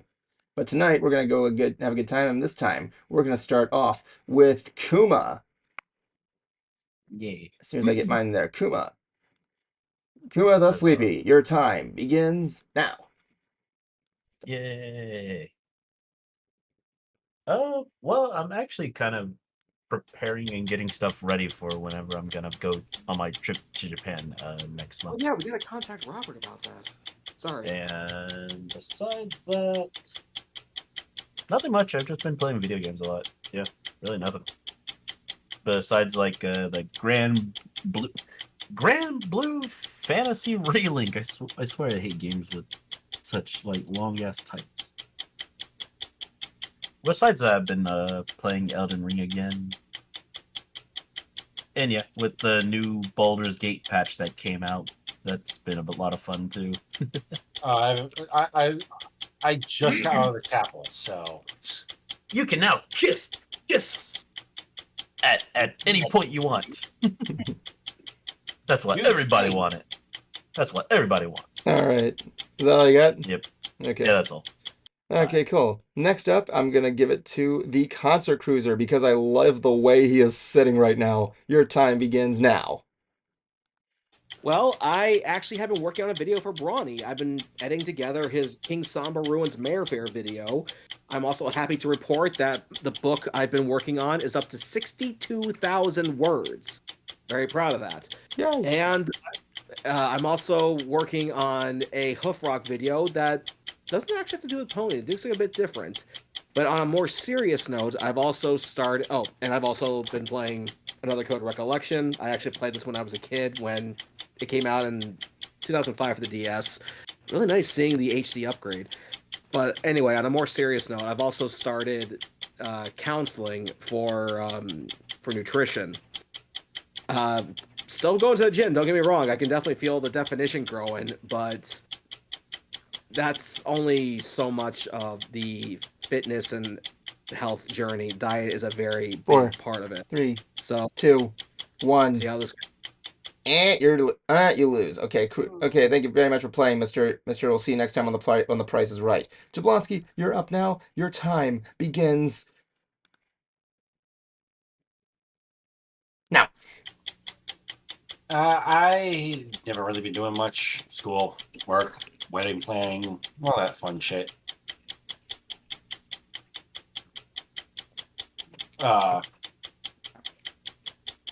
Yeah, I've just been living life for the most part, and gonna be doing that a little bit more. Since I'm probably not gonna be on the stream as much as I have been. And just kind of going through the motions and all that. But anyways, yeah, remember, kids, drink your motherfucking drugs. The first one of the new season. Yes, always. I guess I'll have to find someone to replace him when he's not here. That only leaves me. World Part 2 has been coming together fine. I'm going to be finishing up the intro portion soon when I'm at work. Like then I'll be able to get Part 1 up there because I'm going to be releasing it in multiple parts until I get to the finale, which is going to be the more intricate thing there. But yeah, I really want to go back to my drawing in March or maybe April because I miss it. I miss doing my drawings in the morning and designing my characters for my dream project. But yeah. I'm going to keep you guys posted as much as I can. I'm glad you guys kind of understand and enjoy my concept. On a related note, I'd like to give a little shout out to somebody who was from Sci-Fi Bar to a MegaCon. I want to point this out here.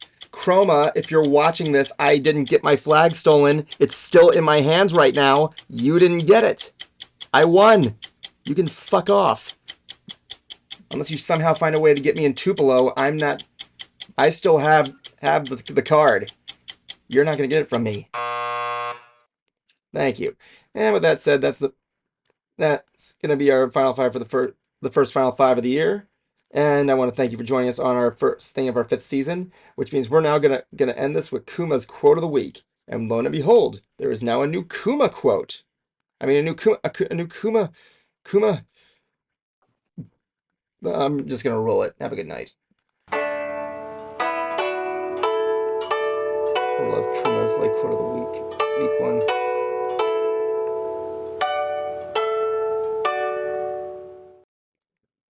Yay!